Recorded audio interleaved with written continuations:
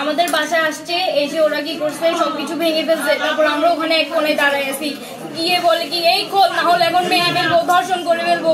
তারপর কি করছে, আমাদেরকে গিয়ে মাত্র একটা দিয়ে বাড়ি দিয়ে দিচ্ছে। আমার পায়ে লাগছে, আমাদের ছোট ছোট ভাই ছিল, কি কান্না করছে, আমার তাও তো পায়ে বুঝছে, তাও ওরা জানে না। সবকিছু ভেঙে ফেলছে, খুলে ফেলছে, বাসার একটা কাজও রাখে নাই ওরা। আমার অন্য কানে ছিঁড়ে ফেলছে।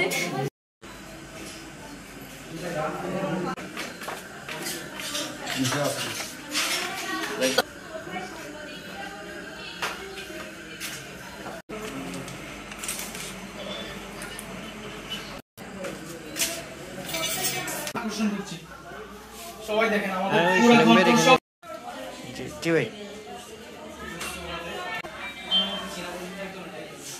ওয়ার্ডের ওইটাকে ড্রেস ধরে আইসা আবার ভাঙচুর করছে।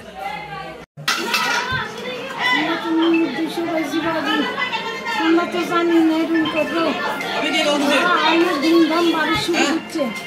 আমি বলতেছি বাবা তোর কাছে মাছ চাই, আমরা কোনো এই মাগিছি মাগি এই মাথা সব তোর হোলারা কই একদিন কই দিছে আমার এখান থেকে এক বাড়ি দিছে, আমি কাইতে পড়ে গেছি।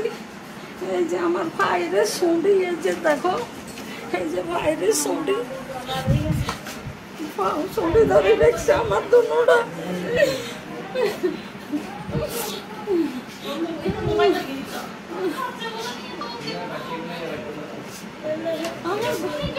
আমার স্বর্ণটা যা পাইছে আমার এখানে 10,000 টাকা ছিল, টিভি লেগেছে, স্বর্ণ ছিল ব্যাগের ভিতরে, 10,000 টাকা স্বর্ণ ছিল। এই রুমের একটু এগুলা এই নানি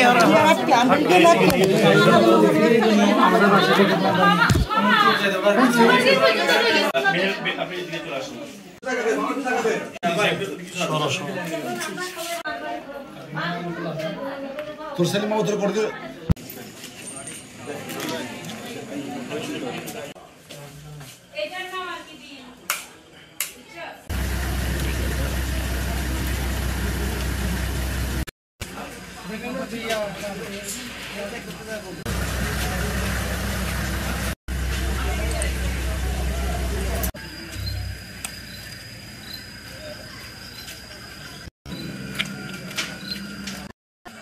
গলা মারছে যে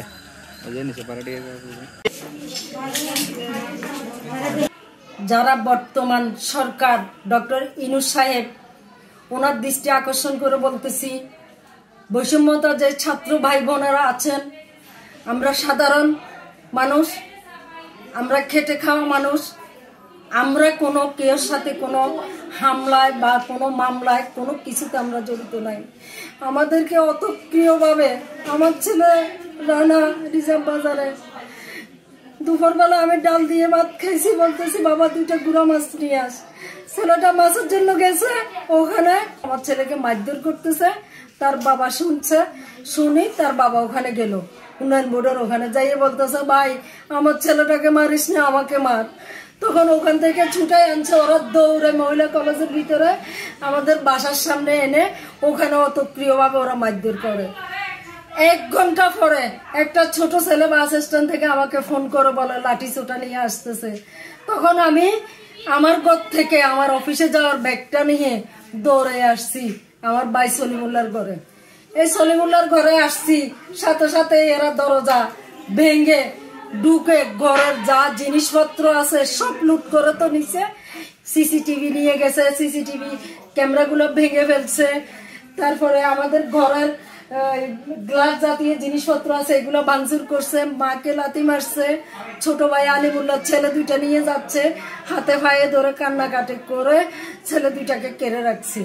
ওরা এইভাবে আমাদেরকে হামলা কেন করতেছে? আমরা সাংবাদিক ভাইরা যারা আছেন তাদের কাছে জাতি, আপনারা জাতির মেরুদণ্ড, আপনাদের কাছে আমাদের জীবনের নিরাপত্তা চাই। আপনারা যদি দয়া করে আমাদের জীবনের নিরাপত্তা দেন, আমরা কিভাবে বাঁচ, কেন আমাদের উপরে হামলা জাতির কাছে আমি জানতে চাই।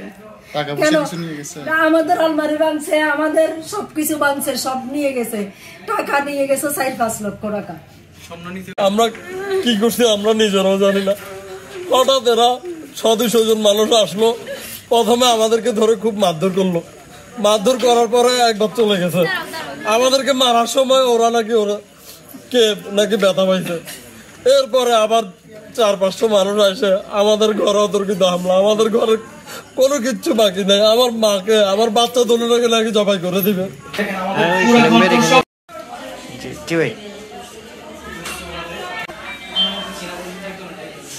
ওয়ার্ডের ওইটাকে ধরে আইসা আবার ভাঙচুর করছে।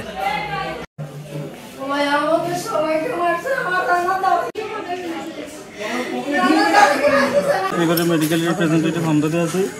আমি গাড়িটা প্রতিনিয়ত, আমি গাড়িটা আগে এখানে রাখতাম, এখন আমি গাড়িটা এখানে রাখছি। তাহলে আমার গাড়িটা দেখেন, কষ্ট করে দিতে আমার একমাত্র মাধ্যম হচ্ছে এই গাড়ি। আমি খুব কষ্ট করি, ছোটোবেলা থেকে আমি পর্যন্ত আসছি।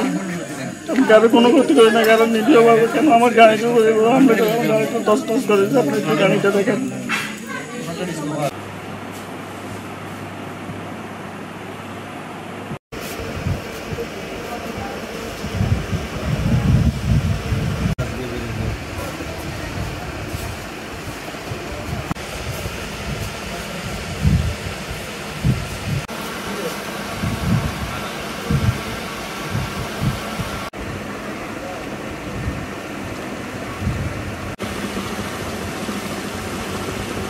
কন্ট্রাক্টরের কাছে দুটো, সে অনেক টাকা পয়সা পাইতো, টাকাগুলো দেয় নাই। সে যখন হিসাব টিকাস নিয়ে গেছে, অনেকদিন যাবত হিসাবটা দিচ্ছে না, এর গায়ে হাত তুলছে। সে যখন আমাদেরকে ফোন দিছে, আমরা কয়েকজন গেছি, যাওয়ার সাথে সাথে অতর্কিত আমাদের উপর হামলা শুরু হয়। সবাই মিলে আমাকে মহিলা কলেজের গেটে ঢুকেই আমাকে অতর্কিতভাবে কেটেছে।